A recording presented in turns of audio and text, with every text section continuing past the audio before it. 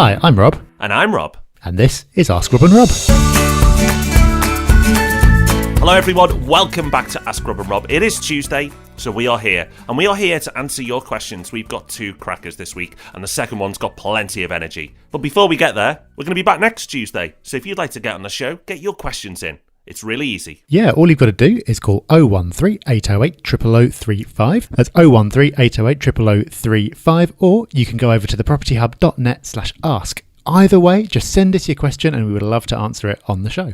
So let's listen to our first question this week. This one comes in from Sean. Hi Rob and Rob, my name's Sean and I've been listening to your podcast for over a year now, and I find the information you provide free of charge to be so insightful.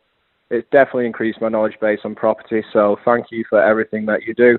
I'm currently 28 years old, and in June 2015 I purchased a two-bed apartment with balcony and parking in one of the prestigious buildings in Manchester city centre to live in. I've now purchased another property to live in. For many years I've believed in the growth of Manchester as an area and feel it still has a long way to go. The apartment has a value of around $370,000 and will rent out for around $1,400 to $1,500 a month. I have $280,000 outstanding on the current mortgage. I've had a 35-year repayment mortgage quote from a broker, which will be around £1,000 per month. However, the service charge alone for the property is £400 a month. Taking into account insurance, tax and all of the costs, I would be operating at a loss if I was to rent it out. Please could you give me your thoughts on my following dilemmas? Would an interest-only mortgage bring my costs down significantly enough to make it profitable? Is it worth me keeping the apartment for 10 to 20 years, given that this will be operated at a loss? Also, if I was to sell it in 10 to 20 years, even with an increase in value, would it be worth my decade or so of losses, especially taking into account the capital gains tax I would pay?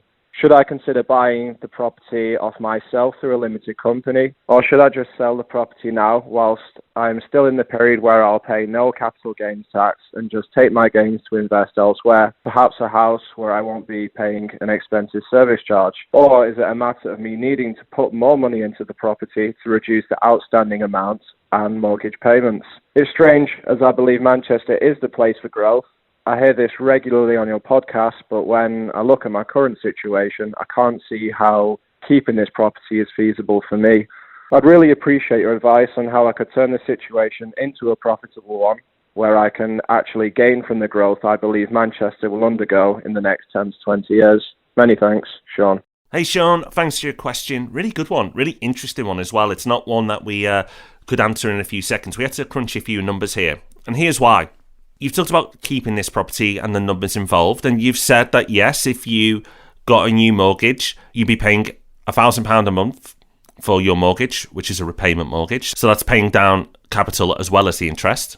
And then you've got service charges and any other costs that will come up as you let this property out. So it doesn't cover itself, which means that this property isn't really an asset because you will have to probably put money into this property to keep hold of it. So, as you've suggested, you could look at turning this into a buy-to-let mortgage, and you could put it on interest only. Sounds good, because if you do the calculations on a £280,000 mortgage, interest only, at 3%, then you're going to be paying roughly £700 a month. So, 700 plus 400, 1,100, a nice bit of profit in there. Job done. Not quite.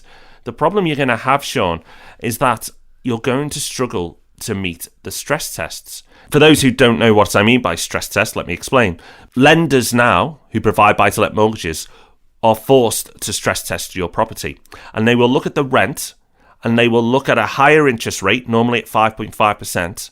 They will see if your rent covers the mortgage at 5.5% times 1.25 or 1.35, depending if you buy it in your own name or through a limited company.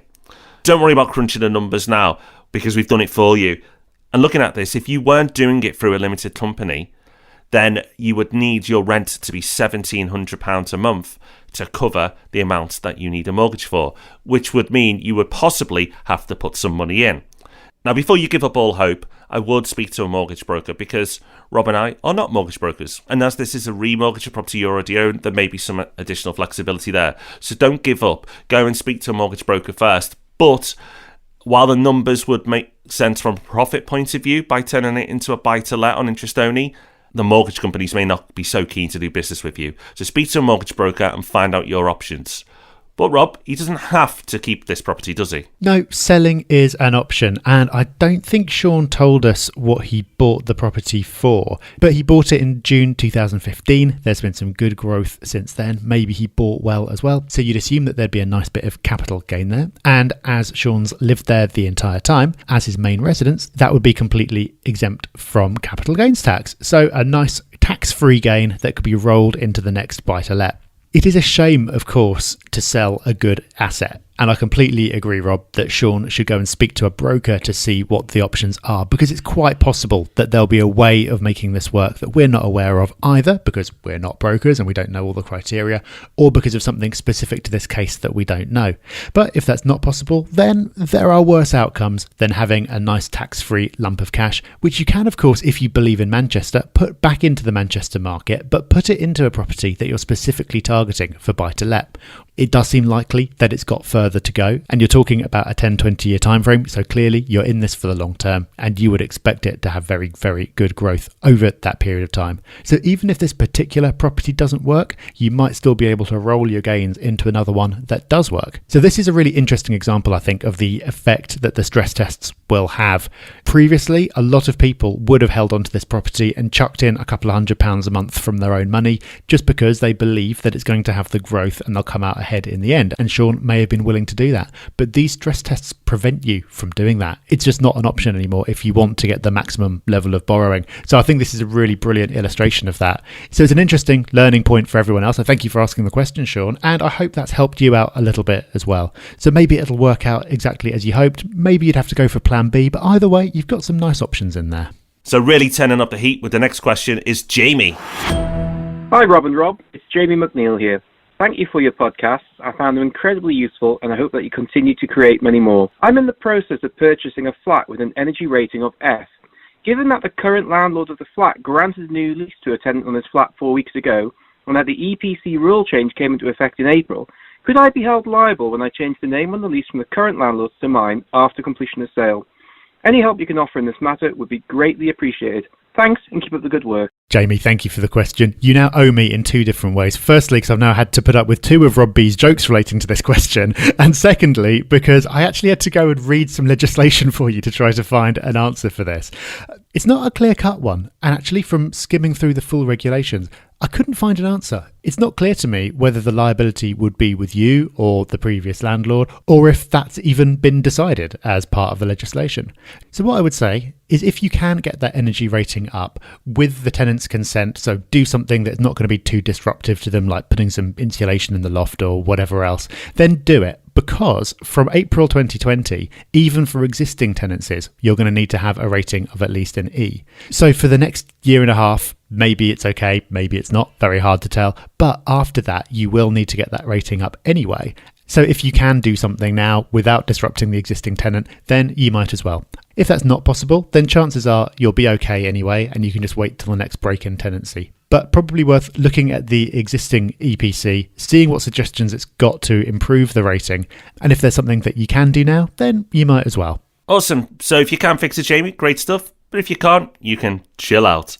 Right, we'll be back with the Property Podcast on Thursday. Thank you so much for joining us today. Remember, if you've got a question or two, get along to thepropertyhub.net/ask so we can turn up next Tuesday and answer some of them. So until then, take care. Bye-bye. Bye-bye.